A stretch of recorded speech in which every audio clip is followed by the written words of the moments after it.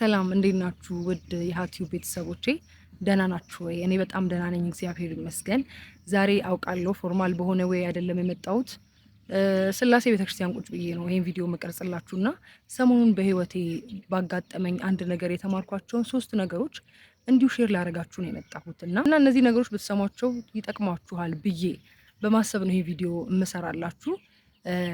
ከዚህ በፊት የተነጋገርንበትን ያንን መጽሐፍ ሪቪው ማድረጉን እግዚአብሔር ቢወድና ቢፈቅድ እድሜ ከሰጠን ሪቪው ማድረግላችሁ ይሆናል እና ዛሬ አጋጣሚውን ሳገኝ ለምን ሼር አላደርጋችሁም ብዬ አስቤ ነው ይሄን ቪዲዮ እምሰራላችሁና ሁላችሁም በያላችሁበት ደህና እንደሆናችሁ ተስፋ አደርጋለሁ። እኔም በጣም ደህና ነኝ፣ እግዚአብሔር ይመስገን። ምን መሰላችሁ የተረዳሁት ከዚህ ካጋጠመኝ ነገር የተረዳሁት ነገር የመጀመሪያው ነገር በምድር ላይ ምንም ቋሚ ነገር የለም፣ ምንም ነገር ማለት ነውና በጣም ደስተኛ በሆናችሁበት ጊዜም በጣም ባዘናችሁበት ጊዜም በጣም ስሜታዊ አትሁኑ። ማለት ቶሎ ሪአክት አታድርጉ ለዛ ነገር፣ ምክንያቱም ያ ነገር ቋሚ ስላልሆነ። በጣም የተደሰታችሁበትም ጊዜ ቋሚ አይደለም፣ በጣም ያዘናችሁበትም ጊዜ ቋሚ አይደለም። ከእግዚአብሔር በቀር ሲጀምር እዚህ ምድር ላይ ምንም ቋሚ ነገር የለም እና ህይወት የምትቀያየር ነገር ነች። ዛሬ በጣም የምትደሰቱ የሆነ ቀን በጣም ትሰበራላችሁ። ያ የምትሰበሩበት ቀን ያልፍና ደግሞ በጣም ደስተኛ የምትሆኑበት ቀን ይመጣልና ምንም ፐርማነንት ነገር የለም እዚህ ምድር ላይ ምንም ነው የምላችሁና ለየትኛውም ነገር ሪአክት አታድርጉ፣ ኦቨር ሪአክት አታድርጉ። ለምን መሰላችሁ? ያ ነገር እንደሚያልፍ ማሰብ በጣም አሪፍ ነገር ነው። ያልፋል። ደስታውም ቢሆን ሀዘኑም ቢሆን ያልፋል እና ምንም ቋሚ ነገር የለም። ሪአክት ባደረጋችሁ ቁጥር ስሜታችሁን ለዛ ነገር ባስገዛችሁ ቁጥር የመሰበር ፕሮባቢሊቲያችሁ በጣም ከፍ እያለ ነው የሚመጣው እና በጣም ደስ የሚላችሁ የሆነ ነገር ሀፕን ሲያደርግ ኖርማል መሆን እንዴት አሪፍ ነገር እንደሆነ ብታዩ የእውነት ምንም በቃ ማለት በመጠኑ ሪአክት ማድረግ። ከዛ የሆነ የሚሰብራችሁም ነገር ደግሞ ሲመጣ እንደዚሁ ኖርማል መሆን ስላችሁ አትዘኑ፣ አታልቅሱ፣ ወይም ደስታ ሲመጣ በጣም አትደሰቱ ምናምን እያልኩኝ አይደለም፣ ግን ኤክስትሪም አይሁን። ያ ነገር በቃ የማያልፍ ነገር እንዳይመስላችሁ ነው። ገብቷችኋል? ይሄ ነገር ለምን ይጠቅማችኋል መሰላችሁ? በሀዘን በጣም ስትሰበሩም እንደሚያልፍ ስታስቡ ትጽናናላችሁ። በደስታም በጣም ኢንጆይ ስታደርጉ ከኃጢአት ትጠበቃላችሁ። ይሄ ነገር እንደሚያልፍ ስታስቡ ኦኬ፣ ሀዘንን ማሰብ ጥሩ ነው በደስታ ጊዜ። በሀዘን ጊዜ ደግሞ ደስታን ማሰብ፣ ይሄ አልፎ ደግሞ እኮ ደስ የሚልበት ቀን ይመጣል ብሎ ማሰብ እንዴት አሪፍ ነገር ነው መሰላችሁ። እንደውም አንድ ጊዜ አባ ገብረ ኪዳን በሚጣሉ ጊዜ አሉ፣ ባልና ሚስት በሚጣሉ ጊዜ በጥላቸው ጊዜ ፍቅራቸውን ቢያስቡ፣ በፍቅራቸው ጊዜ ጥላቸውን ቢያስቡ እንዴት መልካም ነበር ሲሉ ነበርና ቱ ዘ ሪቨርስ ማሰብ በጣም አሪፍ ነገር ነው ልላችሁ ፈልጌ ነው።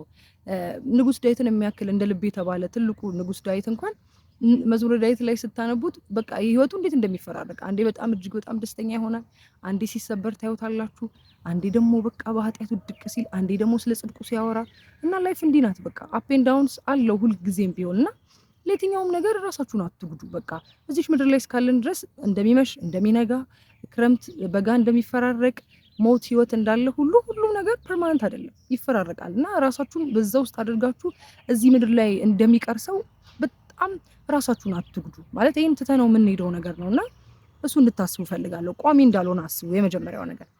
ሁለተኛው በጣም የተማርኩት ነገር እንደው ታውቃላችሁ፣ አንዳንድ ሰዎች አሉ በህይወታችን ውስጥ ለኛ በጣም ብዙ ዋጋ የከፈሉ ልክ እንደ ነዳጅ ተቃጥለው ወይም ደግሞ በቃ ነደው እንደ ነዳጅ ተቃጥለው።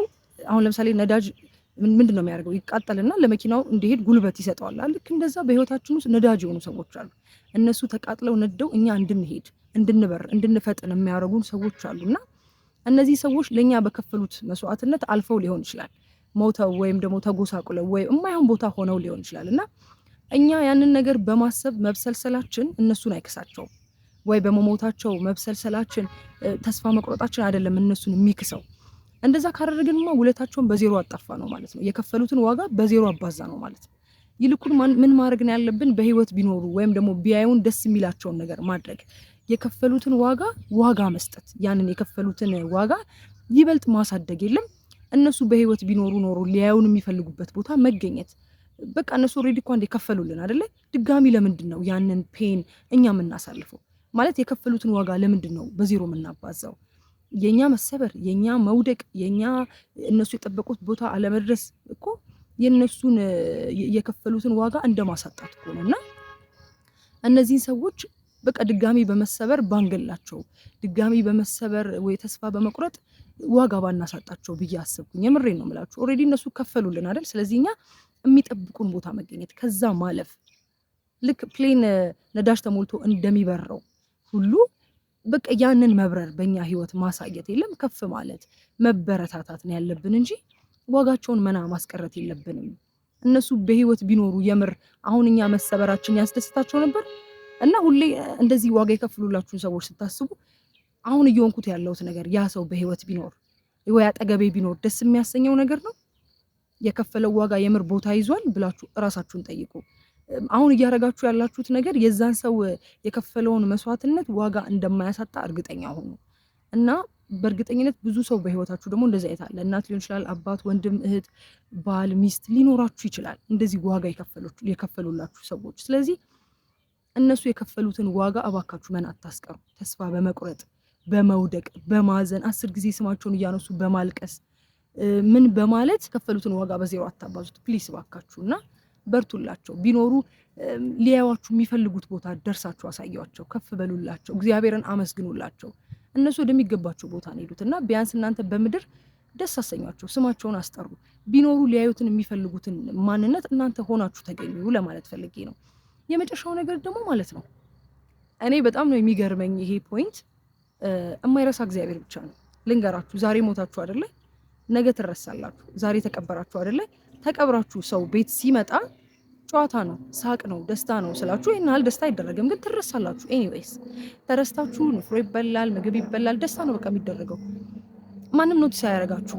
ውዝን በቃ አንድ ቀን እንኳን አታድሩም ለመረሳት ነው ምላችሁና አይገርምም? እንደዚህ ለሚረሳችሁ ሰው ነው የምትጨነቁት፣ በቃ የምትሰለሰሉት፣ ብዙ ነገር የምትሆኑት፣ የማትፈልጉትን እግዚአብሔር ደስ የማያሰኘውን ነገር የምትሰሩት እንዲህ ለሚረሳችሁ ሰው እና ሁሌም ቢሆን ለማይረሳችሁ ማለት ዘላለም ወደምትሄዱበት ቦታ ማሰብ የተሻለ ነው። ዘላለም እንሄደው ያው እግዚአብሔር ጋር አይደለ? ስለዚህ መቼም የማይረሳንን በህይወት ኖርንም ሞትንም የማይረሳንን በህይወት ኖርንም ሞትንም እሱ ጋር ምን ሄደውን እግዚአብሔርን ማስታወስ የመሰለ ነገር የለም። እውነቴን ነው። እንደምትረሱ አስቡ። አሁን አለን የምንል ሰዎች፣ ምንወደድ፣ ምንከበር፣ ምንፈቀር ሰዎች፣ ጥሩ ቦታ አለን የምንል ሰዎች ምንረሳ አይመስለንም። ትረስት ሚ የተቀበራችሁ ቀን የዛኑ ቀን ትረሳላችሁና ብትሞቱም የማይረሳችሁ በምድርም እያላችሁ የማይረሳችሁ እግዚአብሔርን አስቡ። በምድር እያላችሁ እሱን ደስ የሚያሰኘውን ነገር አድርጉ። ለምን ነገ ዘላለም ወደ እሱ ነው የምትሄዱት። ስለዚህ ሁሌ እሱን ደስ የሚያሰኘውን እግዚአብሔርን ደስ ማሰኘት ማለት በነገራችን ላይ ምድር ላይ ሰውን ማስደሰት ነው። ኤኒዌይ ሰውን ማስደሰት ስላችሁ እግዚአብሔር በሚወደው መንገድ። ሰውን ያልወደደ እግዚአብሔርን ማስደሰትም ማየትም መውደድም ስለማይችልና እግዚአብሔርን አስቡ። በየትኛውም ሰክሰሳችሁ ላይ በየትኛውም የህይወታችሁ ዘርፍ ላይ እግዚአብሔር አለ እና እሱን አስቡት። ለምን መሰላችሁ? ወደ እሱ ነው የምትሄዱት። መጨረሻችን እሱ ጋር ነው። እሱ ሞትንም በሰበስንም አይረሳንም እና አሁን ዙሪያችሁ የከበባችሁ ሰው ነገ ቁጭ ብሎ ንፍሮ እየበላ እንዲኮ ነበረ ሜቢ ስለእናንተ ራሱ ሊያወራ ይችላል። ሌላ ጨዋታ፣ ሌላ የቢዝነስ ወሬ ሁሉ ሊወራ ይችላል። ገብቷችኋል? ምክንያቱም ያ ሰው ህይወቱ ይቀጥላል። እናንተ ስለሞታችሁ የዛ ሰው ህይወት አይቆምም። በቃ ስታክ አያደርግም፣ ይቀጥላል። እንደውም እዛ ለቅሶ ቤት ጋር ካገኘው ሰው ጋር ስለ ቢዝነስ ሁሉ ሊያወራ ይችላል። ስለዚህ በዚህ ደረጃ ሰው ይረሳናል፣ እንረሳለን። ዛሬ መከበራችን ዛሬ ያለንን ነገር አትዩ። የእውነቴን ነው የምላችሁና የማይረሳንን እግዚአብሔር እናስበው። ዛሬ ላይ በህይወት ቆመን እናመስግነው። አትሊስት እሱ የሚወደውን ስራ እንስራ። አትሊስት የለም በቃ ከፍ ባለበት ቦታ እሱ ይታወሰን ይታሰበን ልላችሁ ፈልጌ ነውና አሁን በህይወቴ ባጋጠመኝ ነገር የተማርኳቸው 3 ነገሮች እነዚህ ናቸው።